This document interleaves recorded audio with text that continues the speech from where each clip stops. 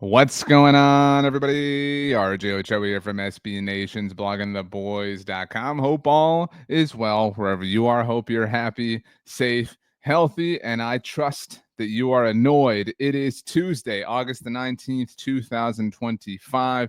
There are officially fewer days between now and when the season begins for the Dallas Cowboys than there are between now and when Micah Parsons issued his public trade request away from the team. Today is all about Micah because that's the only story going with the Dallas Cowboys, unless, of course, you count their Netflix documentary, which dropped on Tuesday as well.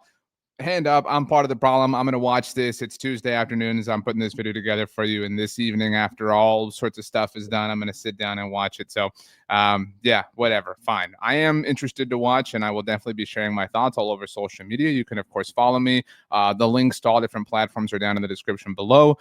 Please like this video, subscribe to the Blogging the Boys YouTube channel. Daily videos, some live, some recorded, just kind of depending on the circumstances and whatnot. But today we're talking Micah. I do want to mention, by the way, that the next couple of videos in advance of Friday's preseason game, which is the preseason finale for the Dallas Cowboys, might look a little bit different. This is my home office, and I'm having some work done in here this week. So we're going to kind of have to, put some stuff away and move things so that different parts of the project can be done, hoping to have a nicer look here. But the next couple of videos might have to be shot in a different environment, different setting. So if you're, wondering what's going on later on this week before we get to the preseason game, that's what it is. But, I know you really cared about that. Let's go ahead and get to the latest. And that's not the Netflix documentary, although, like I said, I'm sure that I will have some thoughts.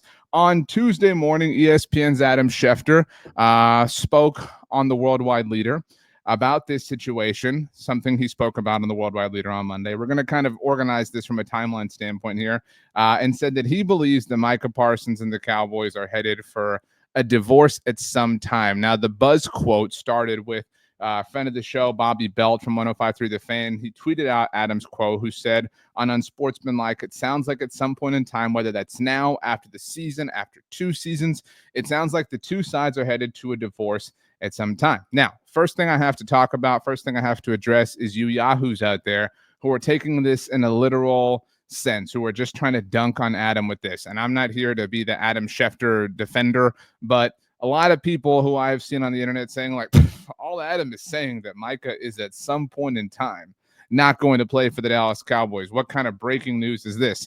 I mean, are we gonna play these semantics? Like, is that what you think that Adam really said here? I think that if you are able to let go of the noise here, it's pretty obvious that Adam is suggesting, inferring, implying, these are my words here, that, look, the implication from Adam Schefter on Tuesday was that there doesn't seem like it doesn't seem like an extension, a long-term extension between Micah Parsons and the Cowboys is possible. Now, Adam did hedge this by saying these things can always change at the 11th hour. We're kind of getting close to that point.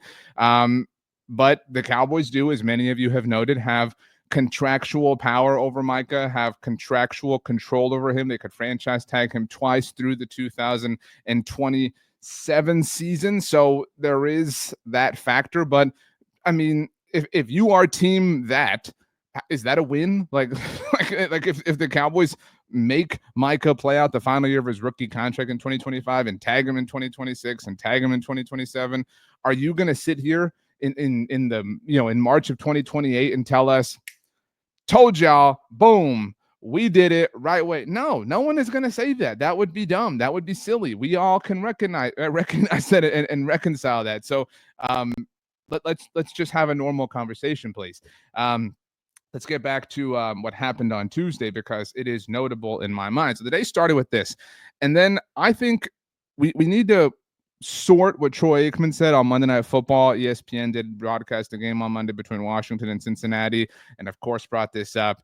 And Troy said that Micah's leverage is that the Cowboys can't win without him. I got a million replies to this tweet that said, "Oh, they haven't done much winning with him." Again, we don't have to be semantic, literal people here. But the interesting quote to me on Tuesday came from Charlotte Jones. And I say this is interesting because we don't get these kinds of quotes often from Charlotte. We talk all the time. I've got a million videos. I've got a million social posts about quotes from Jerry and Steven, but we never really ever get quotes from Charlotte Jones, which is why I find this to be kind of interesting. It gives us a bit of an insight into how she views this thing, how she views the operation, et cetera, et cetera. A lot of people have said in the past that Charlotte would be better in their purview at running the team than Jerry or Steven. So Charlotte Jones was on Good Morning Football promoting the Netflix special that premiered on Tuesday, and she was asked about the Micah Parsons situation and how this is a situation and how these always tend to be situations with high profile players. Obviously talking about Dak Prescott, either time CeeDee Lamb. We don't have to relitigate all those things, but you get the point and the premise of the question. She was asked why it happens all the time. And I'm going to read her quote for you. You can check this out at bloggingtheboys.com. I'm going to go kind of quickly here. I know that I talk fast. I'm working on it, I promise. I do also have a cold brew in my hand, so that's kind of contributing to the issue. But anyway, Charlotte Jones said on Tuesday on NFL Network, it does happen all the time. And again, I think that's a testament to people's interest, that whatever we are doing, there are other contract holdouts across the league. Everyone deals with the same issue. We just happen to be on this stage of interest that is more magnified than most. So every little hiccup, every little sneeze is blown up and blown out of proportion and discussed at a level that is probably beyond where most teams experience it. I'm going to pause here and say, like, nobody cares about this. I mean, like, I'm not trying to be rude here, but this is sort of a brag, right? This is a like, we're the Dallas Cowboys. That's why you're talking about this. Did you know I'm promoting our Netflix special that came out today? Like, this doesn't make anybody feel better. The fact that you're the Cowboys and woe is me, you're being talked about so much. Nobody read this part of the quote and thought, oh, she's right. Anyway, let's keep going here. This is Charlotte's quote continued. And again, you can read this at Blogging the Boys. For me, as I sit back and look at it, talking about the Micah Parsons situation, how these things always happen, I think we've developed over time the ability to kind of tune out the noise and just focus on the issue at hand. That's good. Totally with you. Well said. Obviously, everybody wants this to be over with you again. Everybody wants to just play the game. Again, right there. But there is a part of this that is unavoidable, and that's with any kind of contract negotiation. Whoa, Miss Lippy. Wait a second. This is not unavoidable. This is like literally avoidable.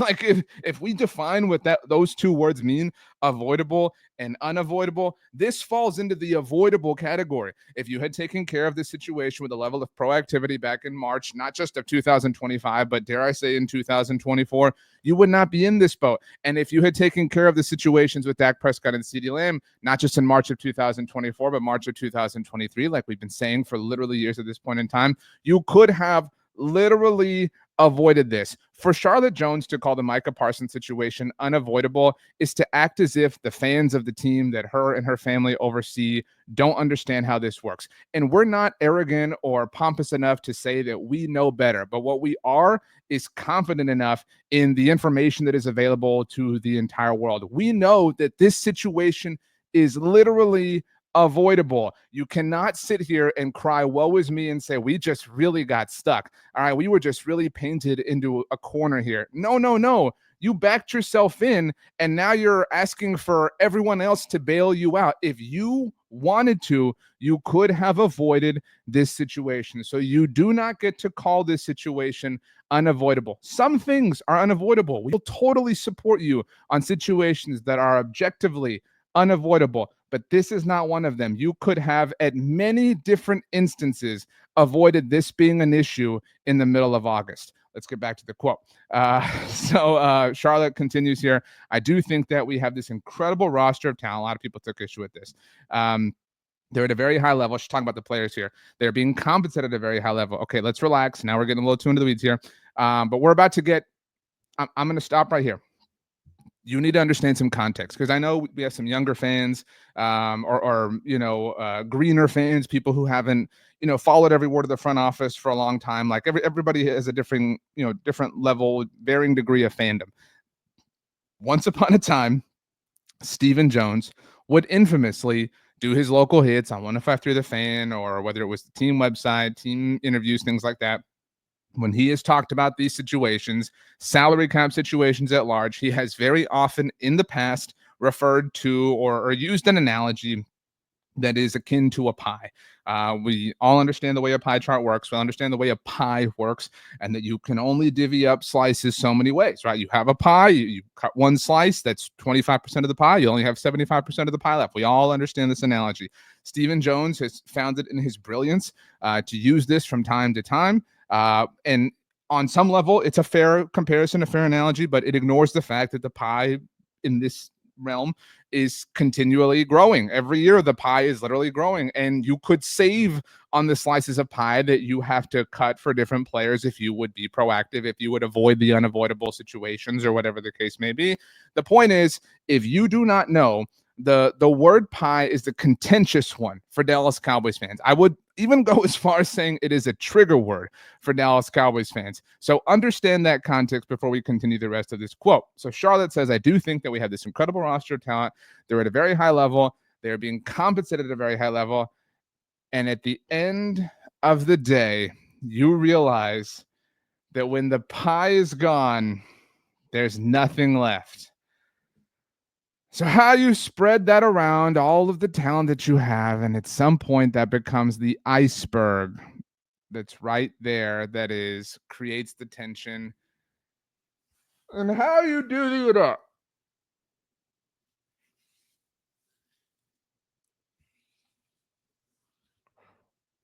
A lot of people said this. A lot of people shared the GIF and the meme.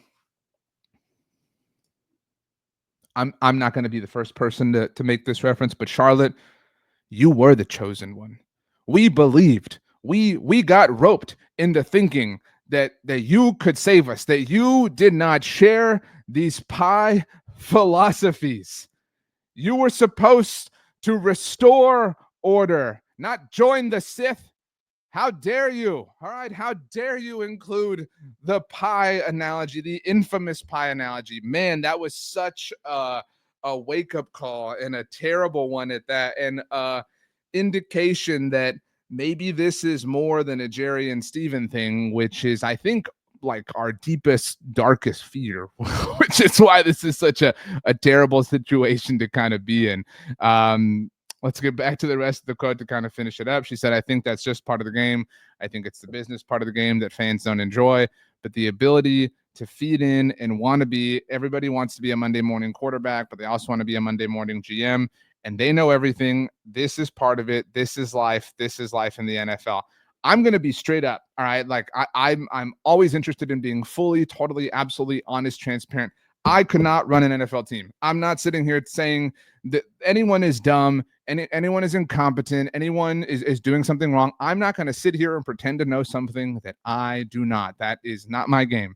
But what I am going to sit here and say is that I have access to the internet, and you have access to the internet. And so to act like people, like the opinion that this Micah Parsons situation needs to be over and taken care of, like that is just coming from somebody being a Monday morning GM, like that is really lazily diluting what's happening here. This isn't somebody telling you, that what you're doing is wrong or improper because of something they have no knowledge on. This is literally looking at the manifestation of the, pattern that you all have created for literal years at this point.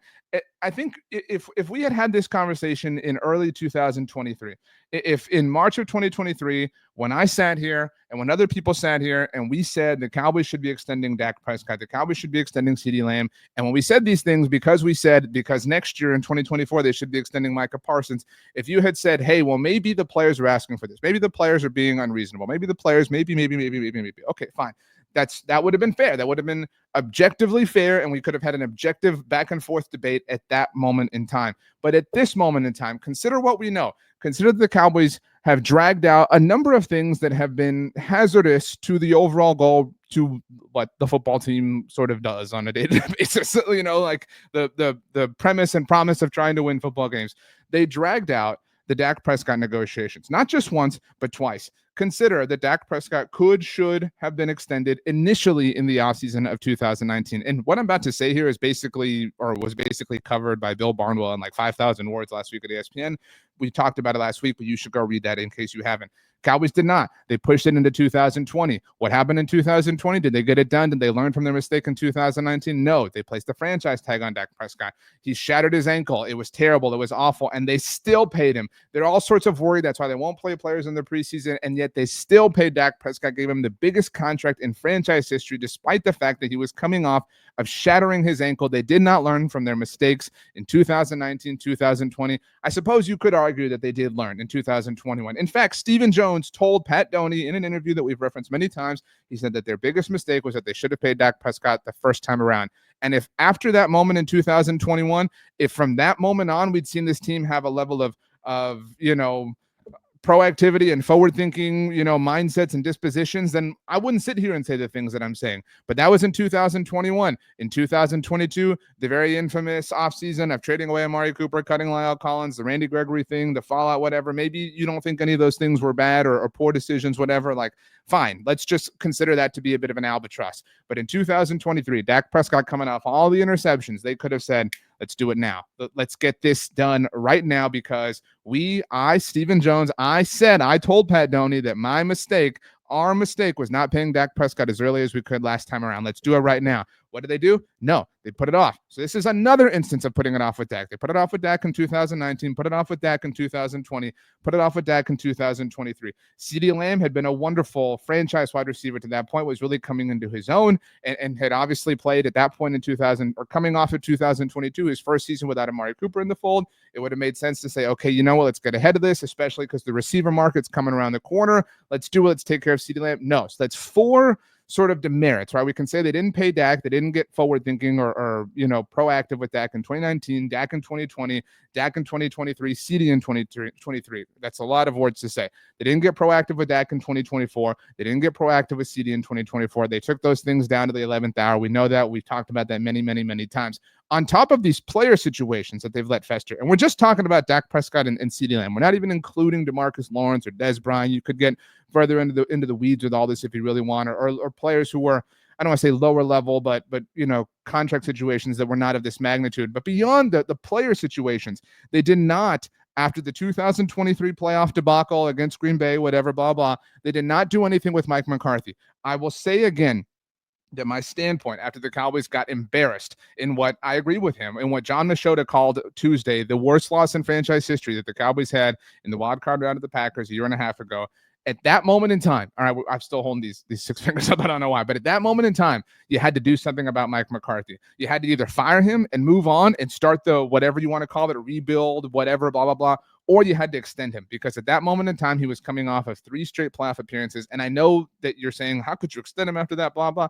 You could have made an argument. I'm not saying it's a good one. Just hear me out, please. You could have made an argument that he was coming off of 3 straight playoff appearances. You could have rewarded him. You could have said, we have faith in you. We have faith in this process, blah, blah. But instead, you put Mike McCarthy in a bind. You put Mike McCarthy in a contract year. You delayed that. That's now a 7th variable that you delayed. Let's fast forward all the way through the toxicity that was the 2024 season. That season ends. Finally, mercifully, it ends. And you know what you could have done on Black Monday when the rest of the NFL is moving on from the head coaches, the teams that are doing so? You don't do it. You drag it out. You wait. You burn the week and Mike McCarthy, and you wait until the wild card round is over, the Monday that it's over, and finally decide that you're going to move on from him. And because you waited, because you did things this way, because you procrastinated, you cost yourself the chance to interview the coordinators for the number 1 seats, Ben Johnson, Aaron Glenn, or either Chiefs coordinator if you were so inclined. That's 8 variables, 8 instances of delay, of reactivity, of procrastination. And now we get to Micah Parsons here. They've obviously delayed. We can call that a 9th year into 2025.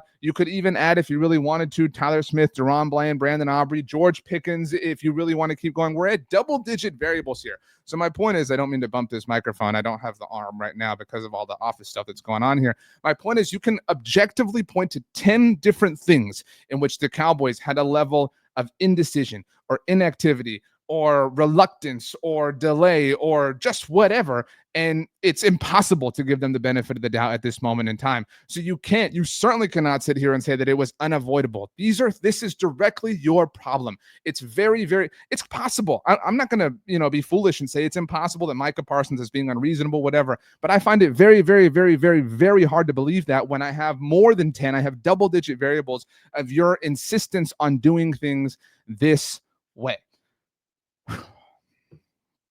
I digress. This whole thing is exhausting, and I wish we could talk about other things. There's a preseason game that's going to be played on Friday, a final preseason game, and some 53-man roster spots that may or may not be earned, may or may not be lost. We'll certainly be getting into those as the week unfolds, and we'll be in some different areas, like I said, as I get this office work done. Thank you so much, everybody, for hanging out. You can follow me on X, Instagram, Threads, TikTok, Facebook, LinkedIn, whatever. Like the video, subscribe. Go Cowboys. Thanks so much for hanging out. We will see you next time.